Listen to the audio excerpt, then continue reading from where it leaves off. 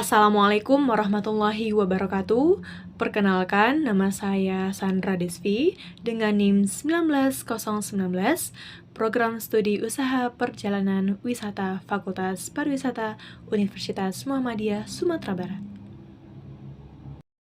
Nah, di video kali ini saya akan menjelaskan materi dengan judul Kelompok dalam Organisasi. Kelompok sebagai kerangka perilaku individu. Nah, sebelum kita mengetahui apa itu kelompok sebagai kerangka perilaku individu, kita harus mengetahui apa itu kelompok.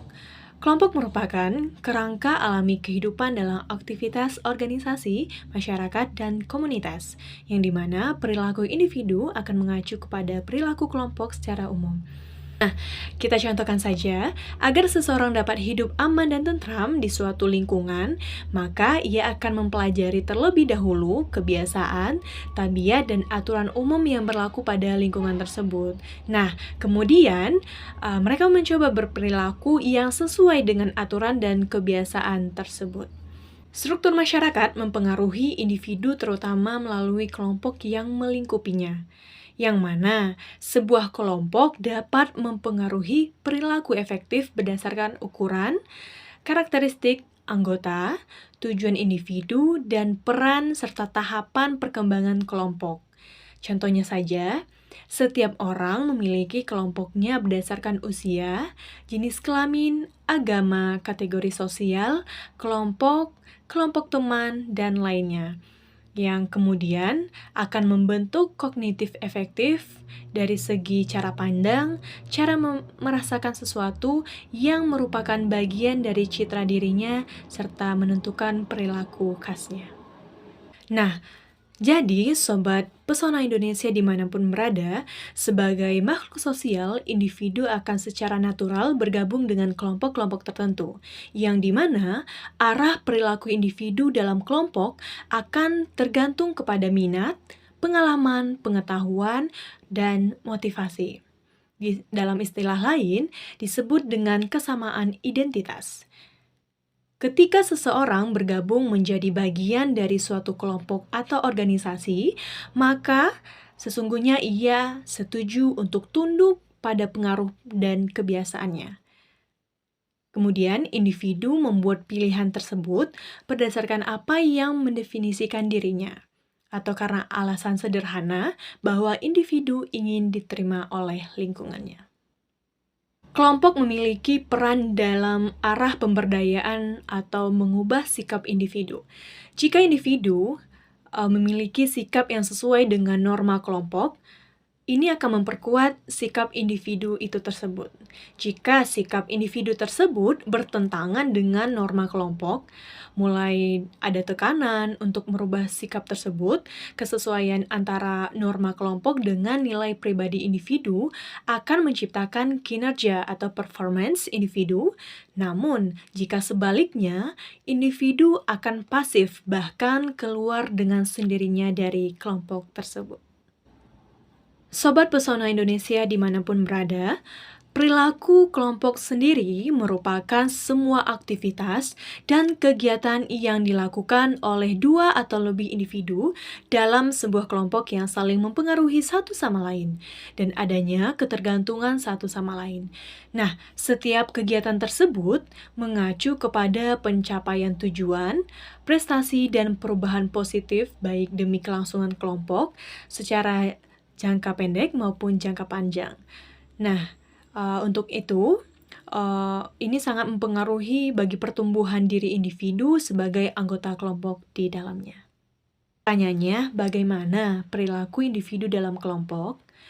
Perilaku individu dalam kelompok akan menentukan sejauh mana dia berkomitmen dalam kelompok atau organisasi tersebut, yang mana komitmen merupakan kemampuan atau kekuatan identifikasi seseorang dan keterlibatannya dalam organisasi, yang mana keterlibatan individu dalam kelompok memperlihatkan besar kecilnya motivasi dia terhadap pengembangan organisasi tersebut.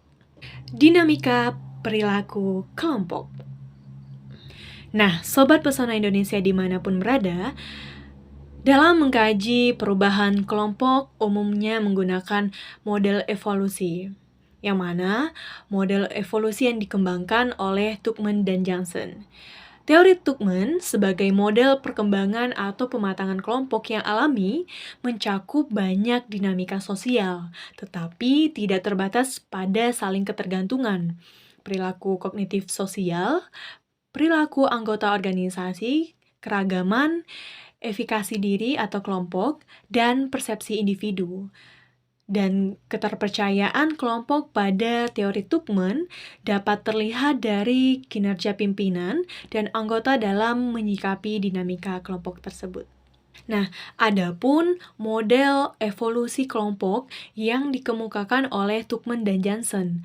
Terdapat 5 model evolusi kelompok.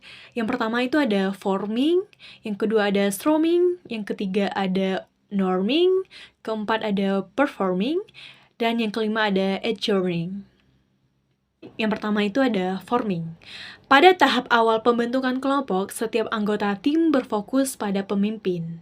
Anggota kelompok hanya menerima arahan dan otoritas pemimpin, serta memelihara hubungan yang sopan satu sama lain. Nah, setiap tahap ini, pemimpin harus terlihat terbuka dengan informasi dan siap menjawab setiap pertanyaan yang akan datang padanya. Ada kemungkinan muncul beberapa kesalahan tentang cara memperlakukan anggota yang mungkin mengakibatkan beberapa orang cenderung menggunakan cara-cara yang lama yang pernah didapatkannya.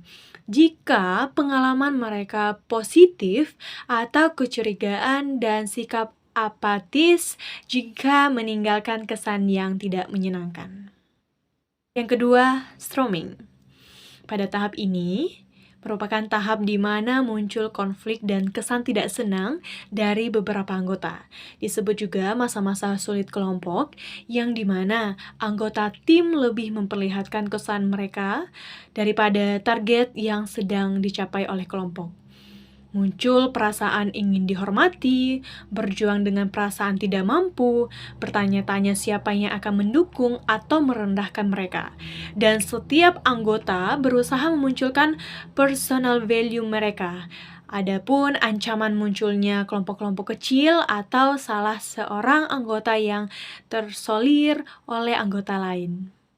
Ketiga, norming. Jika tahap norming dapat dicapai, ini adalah saat yang menyenangkan bagi semua anggota kelompok.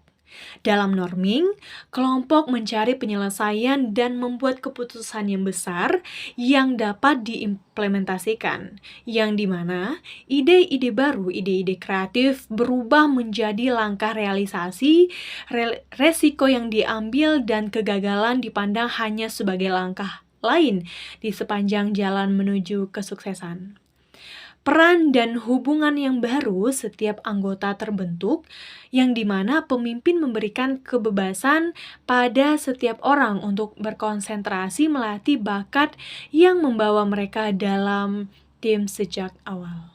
Keempat, performing. Kelompok menjadi mesin yang kuat yang berjalan dengan semua roda penggeraknya berputar, dalam hal ini anggota atau sumber daya manusia. Konflik dan perbedaan pendapat dianggap biasa diselingi dengan kesenangan dan humoris, serta terselesaikan dengan cepat yang dikembalikan pada peran setiap anggota kelompok, yang mana keberhasilan hampir tampak tercipta dengan sendirinya. Dan pemimpin serta anggota tim telah belajar memberikan yang terbaik pada 2 tahap sebelumnya. Yang kelima, ada adjourning. Jika tim berhasil menegosiasikan 4 tahap pertama, mungkin ada ikatan antara anggota dan rasa kehilangan karena membubarkan hubungan tersebut. Setiap individu akan melihat ke belakang dan ke awal, memperlihatkan seberapa jauh mereka telah datang dan mengukur apa kontribusi mereka terhadap seluruh. Pada tahap ini, semua anggota melakukan evaluasi dan refleksi terhadap perjalanan kelompok. Hasil refleksi akan berdampak besar pada keberlangsungan kelompok ke depannya. Arah perilaku kelompok. Nah, jadi Sobat Pesona Indonesia dimanapun berada, ada 3 tujuan dalam mengarahkan suatu kelompok. Yang pertama, menyelesaikan pekerjaan kelompok. Perilaku dalam kelompok pada dasarnya merupakan upaya kolaboratif kelompok untuk mencapai tujuan bersama atau untuk menyelesaikan tugas dengan cara yang paling efektif dan efisien. Indikator efektif dan efisien dapat beragam, tergantung pada konteks kinerja yang diharapkan kelompok dan ukuran keberhasilan yang ditetapkan sebelumnya. Selain itu, dapat dibandingkan juga ukuran banyaknya anggota, pembagian peran yang dilakukan, dan bentuk pencapaian yang dihasilkan. Kita contohkan saja untuk sebuah pekerjaan, jika dikerjakan oleh 10 orang, diperkirakan akan selesai dalam waktu 1 jam. Tapi, pada kenyataannya, pekerjaan tersebut baru selesai setelah 2 jam. Artinya, penyelesaian pekerjaan oleh kelompok tidak efektif, jumlah anggota dan pembagian peran tidak efisien. Diperkirakan perilaku kelompok tidak terorganisir dengan baik. Yang kedua, memperkuat kemampuan kelompok. Beberapa kelompok memiliki tujuan eksplisit untuk membangun kemampuan kolektif kelompok. Contohnya saja, tim pemasaran memiliki tujuan untuk membangun kemampuan komunikasi, persuasif, dan negosiasi untuk seluruh anggota timnya.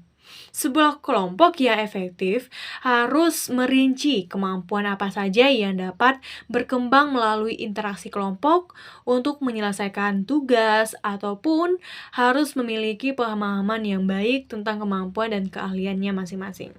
Jika kegiatan kelompok berdampak pada kemampuan anggotanya, maka akan berpengaruh juga kepada produktivitas dan proses kolaboratif dalam kelompok tersebut. Nah, tujuan yang ketiga yaitu untuk kesejahteraan anggota kelompok. Anggota kelompok adalah jantung dan mesin organisasi. Saat anggota merasa baik, feeling well, mereka melakukan pekerjaan dengan baik. Merasa baik merupakan cara lain untuk mengatakan anggota kelompok memiliki kesejahteraan yang positif, yang mana kesejahteraan individu mengacu pada pengalaman hidup menyeluruh yang mencakup berbagai dimensi, seperti motivasi seseorang atau rasa tujuan, sumber daya yaitu kesejahteraan finansial, waktu, energi, pikiran, dan kesejahteraan psikologi dan emosional, tubuh yaitu kesejahteraan fisik, dan koneksi yaitu kesejahteraan sosial.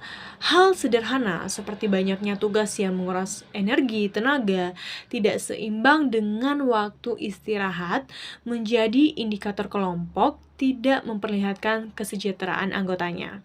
Dan anggota merasa seakan-akan tersiksa dengan aktivitas kelompok tersebut.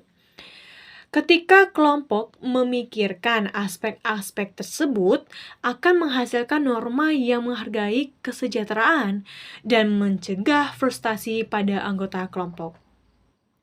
Namun perlu diingat bahwa aspek tersebut bersifat sementara, yaitu berubah secara teratur sesuai dengan perjalanan hidup anggota. Saling berhubungan, yaitu saling mempengaruhi, dan secara kolektif menentukan kesejahteraan anggota dan seberapa baik perasaan anggota, yaitu berfokus pada aspek tidak akan menghasilkan kesejahteraan positif secara keseluruhan. Perilaku kelompok yang efektif. Nah, Sobat Pesona Indonesia dimanapun berada, adapun cara yang paling sederhana untuk menilai keefektivitasan perilaku kelompok adalah dengan menentukan sejauh mana kelompok telah mencapai tujuan dan visinya. Terdapat 3 domain dalam melihat pencapaian kelompok, yaitu melalui produk kelompok, proses kelompok, dan yang ketiga yaitu pengalaman kelompok itu sendiri. Yang pertama, produk kelompok. Setiap kelompok akan menghasilkan karya, baik itu berupa produk, layanan, keputusan, atau kinerja kelompok. Kelompok yang efektif mampu memenuhi standar yang diharapkan oleh kelompok ataupun orang-orang yang menerima dampak dari kinerja kelompok, meninjau atau menggunakan produk dan jasa yang dihasilkan oleh kelompok. Yang kedua, proses sosial, yang mana kelompok yang efektif memiliki interaksi sosial yang saling membangun satu sama lain. Untuk menilai sejauh mana proses sosial kelompok dapat direalisasikan, interaksi yang dibangun dalam meningkatkan usaha kolektif anggota, kemampuan untuk bekerja sama, dan secara peran saling bergantung satu sama lainnya. Yang ketiga, pengalaman kelompok, yang mana sejauh mana pengalaman kelompok berkontribusi secara positif pada pembelajaran dan kesejahteraan pribadi anggota individu. Jika kembali memahami konsep kelompok di awal, sebuah kelompok yang efektif adalah yang memberikan dampak positif baik pada keberlangsungan kelompok maupun pengembangan pribadi anggota kelompok. Perubahan dan pertumbuhan pribadi anggota kelompok yang merata menjadi indikator bahwa kelompok memiliki pengalaman yang positif pada seluruh anggota kelompok. Faktor-faktor yang berpengaruh pada perilaku kelompok. Perilaku kelompok yang dinamis tidak terlepas dari komponen kelompok itu sendiri. Terdapat 3 komponen utama yang berpengaruh kepada dinamika perilaku kelompok dalam organisasi. Yang pertama itu, sumber daya anggota kelompok. Yang kedua, struktur kelompok. Yang ketiga, proses yang terjadi dalam kelompok itu sendiri. Yang pertama, sumber daya anggota kelompok, yang mana anggota kelompok memiliki pengetahuan, kemampuan, keterampilan anggota, dan karakteristik pribadi, kemampuan bersosialisasi, kemandirian, dan merupakan sumber daya yang dibawa oleh anggota kelompok itu sendiri, yang dimana dinamika kelompok bergantung pada sumber daya tersebut. Semakin beragam sumber daya anggota, maka akan semakin dinamis juga perilaku kelompoknya. Kedua, struktur kelompok. Kelompok kecil yang terdiri dari 2-10 orang dianggap lebih efektif karena setiap anggota memiliki banyak kesempatan untuk ambil bagian dan terlibat secara aktif dalam kelompok. Sedangkan kelompok besar mungkin membutuhkan banyak waktu untuk memutuskan proses dan siapa yang harus berpartisipasi melakukan apa. Dalam kelompok akan muncul berbagai peran anggota ataupun tugas anggota. Setiap peran harus memiliki tanggung jawab dan tugas khusus. Muncul peran-peran yang berkembang secara alami untuk memenuhi kebutuhan kelompok itu sendiri, yang mana peran-peran yang muncul ini seringkali menggantikan peran yang ditugaskan saat individu mulai mengekspresikan diri dan menjadi lebih tegas. Peran kelompok kemudian dapat diklasifikasikan menjadi peran kerja, peran pemeliharaan, dan peran pemblokiran. Yang pertama, ada peran kerja. Peran kerja, apa sih peran kerja itu? Peran kerja adalah pembagian tugas dan tanggung jawab dalam pencapaian tujuan kelompok. Adapun peran pemeliharaan adalah aktivitas sosial, emosional yang membantu anggota mempertahankan keterlibatan mereka dalam grup dan meningkatkan komitmen pribadi mereka kepada grup. Sedangkan peran pemblokiran biasanya dimaknai sebagai perilaku yang mengganggu stabilitas pada kelompok tersebut. Yang ketiga, proses dalam kelompok. Proses yang terjadi dalam kelompok berkenaan dengan pengambilan keputusan penting dalam kelompok. Kemahiran pemecahan masalah dan peningkatan proses lebih besar dalam kelompok daripada secara individu. Yang mana fungsi kelompok merupakan penyediaan proses pengambilan keputusan yang efektif dilakukan dengan baik dan akurat. Dalam proses pengambilan keputusan kelompok akan selalu melibatkan komunikasi, manajemen konflik, dan kepemimpinan. Team building dapat meningkatkan keefektivitasan dalam kelompok dan antar kelompok untuk menyatukan anggotanya, membuat mereka berbagi persepsi satu sama lain dan memahami sudut pandang satu dengan yang lainnya. Mengorganisir perilaku kelompok yang efektif. H for team building. Bahwasanya terdapat 8 upaya dalam mengorganisir perilaku kelompok yang efektif.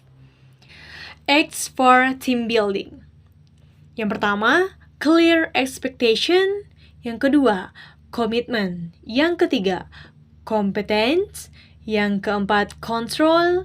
Yang kelima, collaborations. Yang keenam, communication. Yang ketujuh, creativity. Yang kedelapan, coordination. Yang pertama, clear expectation. Harapan yang jelas. Pemimpin kelompok harus dengan jelas memberi tahu anggotanya tentang kinerja yang diharapkan. Dan anggota pun harus memahami alasan pembuatannya. Untuk itu, organisasi atau kelompok harus didukung dengan sumber daya manusia, waktu, dan uang yang memadai. Kelompok harus memiliki sumber daya yang mereka butuhkan untuk sukses.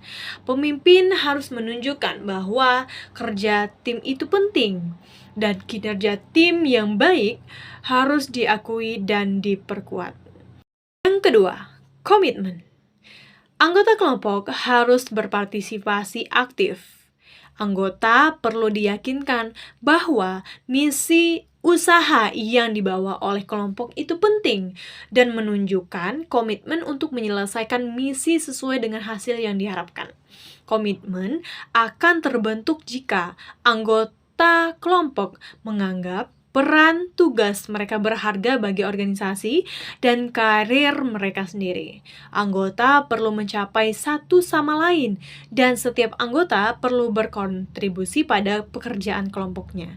Ketika anggota gagal berkontribusi, anggota kelompok akan mengalami konflik yang lebih besar dan mengurangi kepuasan dan kinerja anggota kelompok tersebut.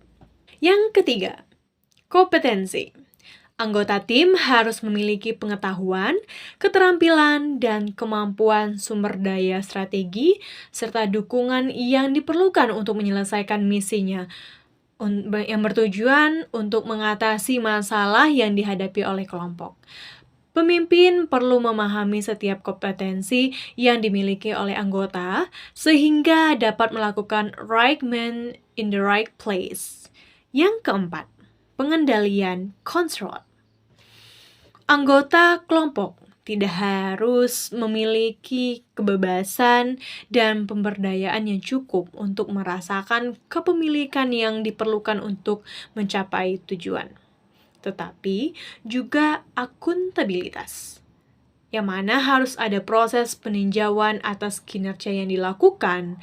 Kelompok yang efektif menumbuhkan dukungan timbal balik, kemampuan beradaptasi, dan fleksibilitas, serta selalu mengkoordinasikan proses kerja mereka agar sesuai dengan ekspektasi tugas mereka.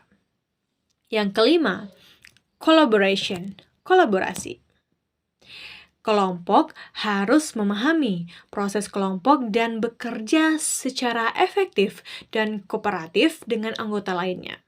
Untuk itu, setiap anggota harus memahami peran dan tanggung jawab masing-masing, yang mana kelompok yang efektif memiliki pemahaman bersama tentang tugas, peran, dan kemampuan anggotanya. dan sumber daya yang lain yang mendukung kinerja mereka. Yang keenam, communication. Komunikasi. Anggota kelompok harus dengan jelas dan jujur satu sama lain. Apa tujuannya? Agar semua anggota dapat memahami prioritas tugas mereka dan menerima umpan balik rutin. Komunikasi yang baik adalah ketika pendapat anggota yang beragam dapat diterima dan konflik ditanggapi secara positif. Perilaku kelompok yang efektif memiliki aturan main untuk bertukar informasi. Anggotanya berkomunikasi tatap muka sesering mungkin. Anggota mereka berkontribusi secara rata dan setara, dan berkontribusi singkat dan langsung kepada sasaran. Yang ketujuh, kreativitas, yang mana kelompok harus menghargai pemikiran kreatif, solusi unik, dan ide-ide baru, ide-ide kreatif, dan memberikan penghargaan kepada anggota yang mengambil resiko yang wajar untuk melakukan perbaikan. Jika perlu, harus memberikan pelatihan, pendidikan, akses ke buku dan film, dan dukungan lapangan untuk merangsang pemikiran baru. Pengembangan kreatif produk baru, teknologi baru, layanan baru, atau struktur organisasi baru dimungkinkan karena anggota kelompok mungkin memiliki berbagai keterampilan yang dibutuhkan untuk keberhasilan inovasi. Anggota kelompok dapat mengungkap kekurangan satu sama lain dan menyeimbangkan kekuatan dan kelemahan satu sama lain. Pemimpin kelompok harus memberdayakan anggota dan membuatnya bertanggung jawab atas proses inovasi. Yang kedelapan, koordinasi. Kelompok harus memahami kepada siapa mereka memberikan produk atau layanan. Upaya kelompok perlu dikoordinasikan oleh pimpinan yang membantu kelompok memperoleh apa yang mereka butuhkan dalam mencapai tujuan kelompok. Pemimpin mempromosikan kerja tim dan peduli dengan anggotanya. Pemimpin memfasilitasi berbagai kebutuhan, dan pemimpin memfasilitasi kelompok dengan pembangunan kepercayaan, menetapkan norma, terlibat dalam pembangunan kelompok, dan berfokus pada kondisi yang mendorong kesuksesan.